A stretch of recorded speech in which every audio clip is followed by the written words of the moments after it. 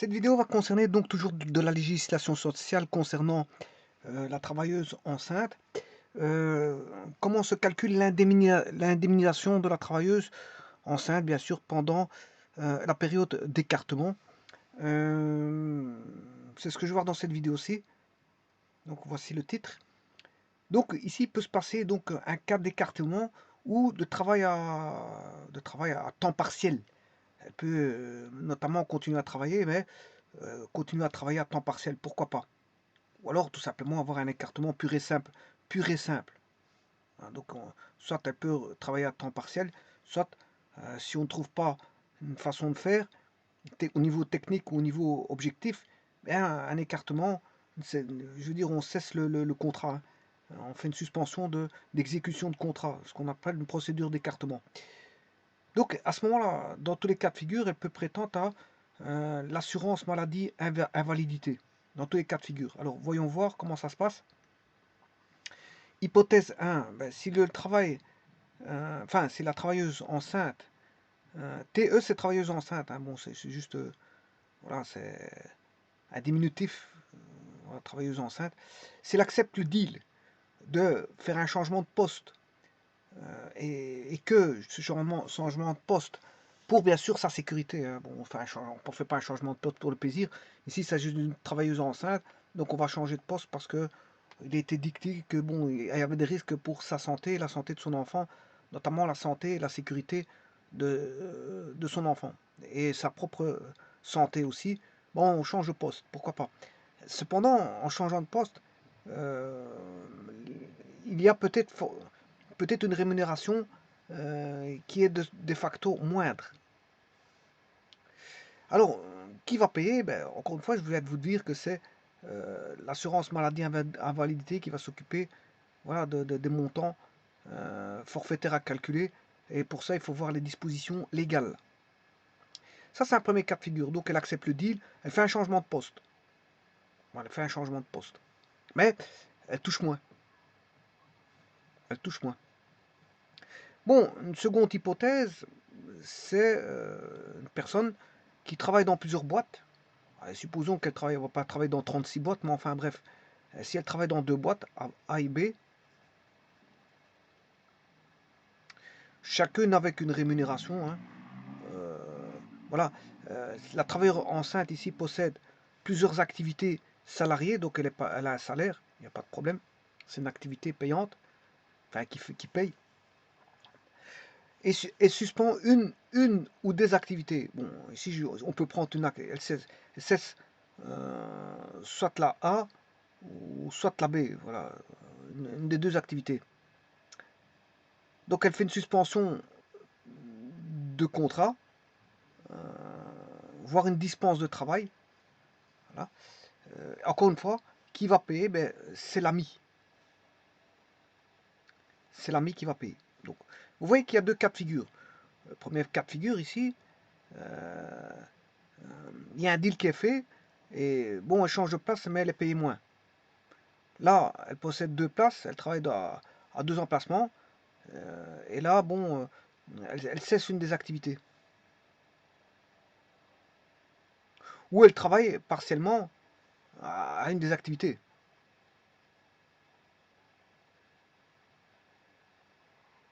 Bon, ça, je vais voir, les cas là. Les deux cas là, je vais les voir. Alors, il y a un troisième cas de figure, bien sûr. Bon, comment ça se calcule? Au niveau des indemnités, ben, c'est une histoire d'indemnité journalière. Je vais faire un exemple. Hein. Bon, je vais donner un exemple. Bon, ici, dans un premier temps, il faut bien que je vois des choses. Donc, là, ce sont des indemnités journalières calculées à 60%, 60%, 60% du revenu perdu. Voilà, ça, c'est les indemnités calculées au jour. Donc, on divise par 26. Voilà, 26 jours pour avoir une indemnité journalière. Et à cela, on retranche, voilà, euh, un revenu, euh, un revenu professionnel par jour ouvrable. Hein, par jour ouvrable. Ben, dû aux conditions 1 et 2, soit à l'aménagement des conditions de travail ou du temps de travail. Voilà, ça c'est les conditions 1. Vous vous rappelez que j'ai fait une vidéo, dans une vidéo, j'ai vu les 3 conditions. L'aménagement des conditions et du temps de travail, ça c'est la condition 1. Voilà, et la condition 2, c'est un changement de poste. Voilà, s'il y a un changement de poste.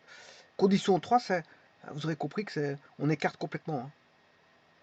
Et donc si je vais voir un exemple, comment on fait pour calculer ceci. Il suffit de faire un retranchement. Je prends un exemple hein, dans un petit instant. Et alors, bon, maintenant, s'il y a un écartement complet, c'est-à-dire une suspension complète de l'exécution du contrat, là, à ce moment-là, c'est pas tout à fait la même chose qu'on calcule. On ne calcule pas de la même manière. On va chercher tout simplement une indemnité. Bien sûr, c'est toujours l'AMI, hein, c'est toujours l'AMI qui calcule ça. On a 90% du revenu brut plafonné avec c'est égal. En fait, ça équivaut à 78,237 78%,237 de rémunération journalière moyenne.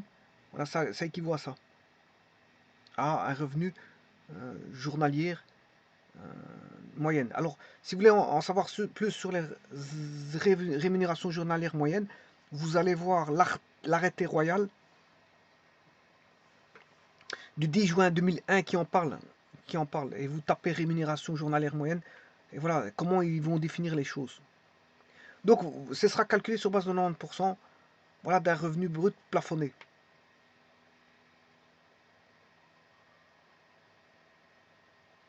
Et ça reflète les incapacités, bien sûr, les indemnités dues aux incapacités de travail. Alors maintenant, combien de temps on peut prétendre à ça? Enfin, la travailleuse peut prétendre à ça, mais c'est 6 semaines précédant la date provisoire de... 6 semaines précédant la date provisoire d'accouchement, qui est une date fictive, parce qu'on ne connaît pas la vraie date d'accouchement. Donc c'est 6 semaines, il peut prétendre à ça 6 semaines précédant la date provisoire d'accouchement. Maintenant, si c'est une naissance multiple, ben, la durée rallongée de 2 semaines en plus, ce sera 8 semaines. La personne pourra prétendre à 8 semaines. Bon, maintenant, comment se font les calculs? C'est ce que je vais voir. Alors, pour les calculs, il y a des exemples, bien sûr, sur Internet, notamment sur le site de l'INAMI. Le site de l'INAMI. Alors, le site de l'INAMI, le voici. Écartement du travail, vous tapez écartement du travail. Voilà, vous avez plein d'informations. De toute façon, je vais vous mettre le lien, je vous mettrai le lien. Donc, vous n'avez plus qu'à cliquer sur le lien, c'est pas un problème ça. Je mettrai le lien. Alors, l'écartement du travail, moi, ce qui m'intéresse ici, bon, c'est pas les documents, parce que, bon, vous lisez, vous saurez quels documents remplir pour avoir tout ça. Quel est le montant de vos indemnités, voilà. Et ça, c'est ça. Voilà, les documents, ils sont là, hein, transmettre 3 documents. Vous avez les 3 documents à transmettre, hein, vous voyez, écartement du travail des travailleurs enceintes, accouchés ou allaitantes, préalablement complété par votre employeur. Cette attestation est disponible auprès de votre mutualité, tralala, tralala. Bon, il y a 3 documents à remplir. Bon, ça c'est pour la petite histoire. Alors ici, vous voyez un exemple. Vous recevez une indemnité égale à 60% de la différence limitée au plafond salarial entre votre salaire brut découlant de l'exercice de votre travail avant. Ça, c'est vous exercez un travail adapté avec perte de salaire. Hein. Avec perte de salaire, c'est-à-dire, c'est ça, changement de poste avec perte de salaire. Donc vous allez voir avec rémunération moindre, perte de salaire, c'est une perte de salaire. Donc comment calculer cette perte de salaire? Ben, ici, il va vous donner les formules vous sont données ici. Et vous, indemnité, de toute façon, je vais faire le calcul maintenant, vous allez voir comment ça se passe. Vous allez voir comment ça se passe. Alors comment faire le calcul? Eh bien, par exemple, si quelqu'un qui a une rémunération mensuelle de 2000 euros avant le début de son écartement partiel, si touchez 2000 euros, ben voilà comment on calcule. Vous devez faire 2000 divisé par 26, correspond à 26 jours.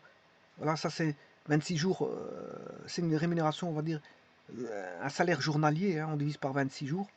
Ce qui fait 76,9231 euros par jour.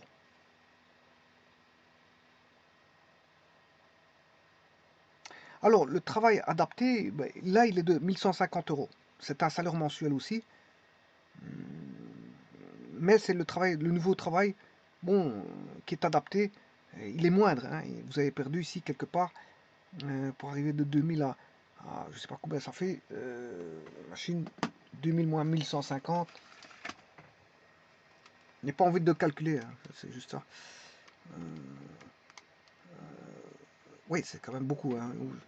La personne a perdu 850 euros. Bon, c'est quand même beaucoup ça. Voilà, du fait d'avoir changé voilà, de poste. Enfin bref. Alors comment on va calculer ça? Vous faites 1150 divisé par 26. Là, ça fait 44,23. Ça, c'est le nouveau salaire journalier. Alors que le vrai devrait être de 76 923. Alors, voici les indemnités de 60%. Ils sont là. Vous les voyez. Les indemnités de 60%. On calcule 60% sur les 76 90, 923. Donc, c'est-à-dire sur la rémunération mensuelle euh, avant écartement. Avant écartement. C'est 60% du salaire journalier avant écartement. Et puis, on enlève, bien sûr, la différence qui est qui est l'écart. Hein.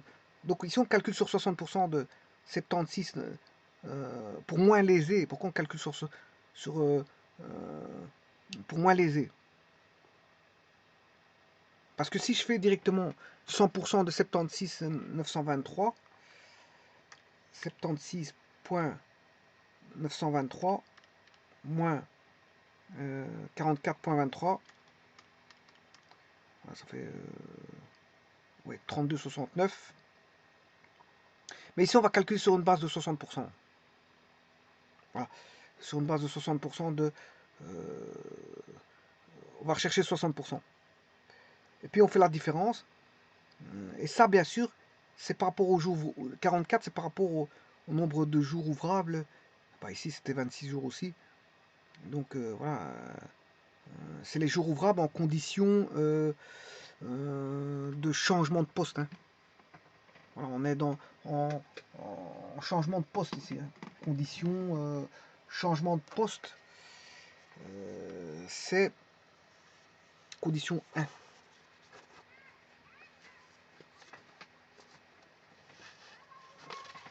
Bon, je m'excuse parce que j'ai perdu quelque chose. Voilà, j'arrive. Voilà, condition 1. Voilà, il y a d'un côté c'est 26 jours parce que c'est 26 jours ouvrables. Ça c'est dû au nouveau repère. Enfin, c'est pas un repère, c'est à la rémunération professionnelle due conditions 1 et 2. Alors si c'est un aménagement des conditions de travail ou de temps de travail, ben, c'est condition 1. Sinon, si c'est un changement de poste, c'est condition 2. Voilà. Alors ici, il faut calculer toujours par rapport à 26. Hein. Alors ici, pourquoi 26? Ben, c'est le jour ouvrable. Et il se peut que vers la fin, comme on a droit à 6, quelqu'un qui a 6 semaines, voilà, ici c'est 6 semaines, peut-être que la dernière semaine, il restera plus que 20 jours, donc il faudra calculer sur 20 jours. Tout dépend, je veux dire, ben, le restant, c'est parce que c'est 6 semaines, ouais, 6 semaines c'est un mois, et puisque c'est 4 semaines, un mois, et 2 semaines. Ouais, donc les 2 dernières semaines, il n'y a pas 26 jours ouvrables. Hein. Les 4 premières semaines, il y a 26 jours ouvrables, mais après les 2 dernières semaines, c'est pas 26 jours ouvrables. Donc ici, quand on calcule, j'imagine ici, ils ont mis 26 parce qu'en fait, ils sont pleins dans le mois concernant 4 semaines. Sinon, si calcule les 2 dernières semaines, il n'y a pas 26 jours ouvrables. Hein. Bon, ça, il faudra calculer par rapport aux jours ouvrables. Donc ici, les jours ouvrables, c'est ce qui est en dessous de 1150. Parce que c'est le cadre, du travail adapté, en condition 1 ou 2. Alors là, on fait 60% de 76,93 qui est le salaire réellement attribué quand Elle va travailler normalement quand elle n'est pas quand elle n'était pas en état de grossesse, avant l'état de grossesse. En état de grossesse, bien sûr, étant donné les changements de conditions, si elle va toucher 44 euros par jour. Vous faites 60% de 76 90 923 moins 44. Là, on a 19,62. Mais alors, là, il faut enlever un précompte professionnel là-dessus de 11%. Et donc, une fois qu'on a enlevé le précompte, ben, on doit payer, enfin, on recevra, enfin, la personne voilà, enceinte, travailleuse enceinte, voilà, c'est ce que je voulais dire, travailleuse enceinte recevra les 88,89%. Parce que 11,11% plus 88,89%, ça fait 100%. Donc les 100%, ils sont là. Hein. 11% attribués à l'ONSS et 88 perçus par la personne, c'est ça. Donc il suffit de faire 19,62 fois 88,89, ben, là la personne va recevoir 17,44 par jour. Par jour, bien sûr, ça c'est l'indemnité d'écartement partiel pour le mois.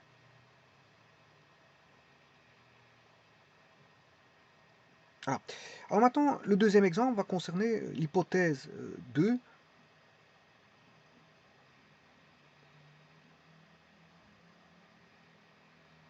Donc, changement de poste, c'est une condition 2. Hein. Changement de poste, c'est une condition 2, parce que, voilà, ça c'est une condition 2. En condition 1, c'est, voilà, on va adapter les conditions de travail et le temps de travail. On va adapter les conditions de travail et le temps de travail. Ça, c'est les conditions 1. Et les conditions 2, c'est le changement de poste. Alors, maintenant, je vais voir l'hypothèse 2.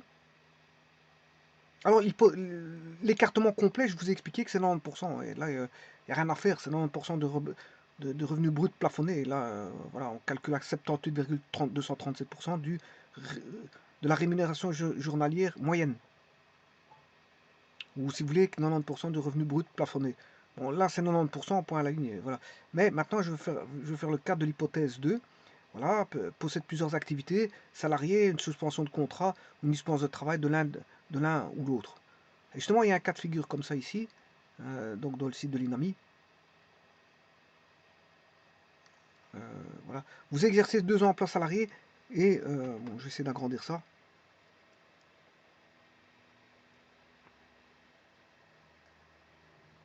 Vous exercez deux emplois et vous devez seulement arrêter de travailler dans l'un de ces 2 emplois. Alors ici, ils ont pris comme hypothèse que ils touchent tous les deux, en A et en B, ils touchent tous les deux 845, 845. Hein.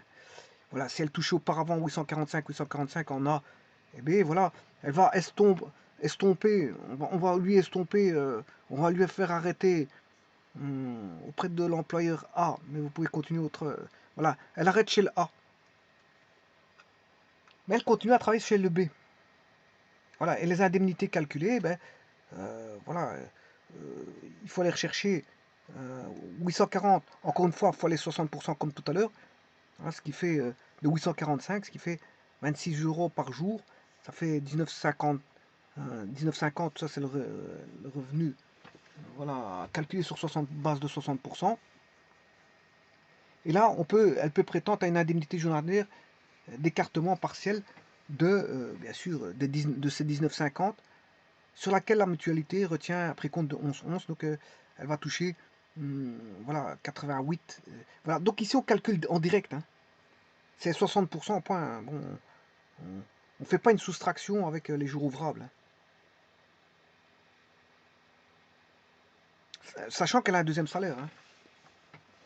Un deuxième salaire. Alors que quand on calcule 88%, voilà, ça fait 19,5 fois 88, ben, elle va toucher 17, 17,33. Et ça, c'est le montant journalier de l'indemnité. D'écartement pour ce mois-là, parce que 26, enfin, il est calculé sur 26 jours. Hein. Voilà. C'est basé sur 26 jours. C'est un mois complet ici. Bon, mais vous voyez qu'il y a une petite différence entre les deux, hein. Là-bas, il faut soustraire 44, il faut soustraire, voilà, il faut faire un calcul en deux temps. En deux temps. Ce qui était perçu auparavant, ce qui est perçu maintenant par la travailleuse enceinte, ce qu'elle touchait auparavant, ce qu'elle touche maintenant, et faire une différence, et ce qu'elle touchait avant, on va lui compter 60%, et sur cette base de ces 60%, on va faire une soustraction. Voilà. C'est pas tout à fait le même calcul, hein. Là, le deuxième, quand vous travaillez dans deux entreprises, vous en laissez tomber une, ben là, il n'y a plus de soustraction, comme on calcule directement les 60%, voilà, sans faire de soustraction. C'est pas tout à fait la même chose. Et alors, il y a la troisième étape. La troisième étape, comme je vous ai dit, là, s'il y a un écartement, je veux dire une suspension complète de l'exécution du contrat, et qu'elle ne travaille pas dans deux entreprises, bien sûr, euh, rien, ici c'est 90% du revenu brut plafonné, hein. Je vous remercie.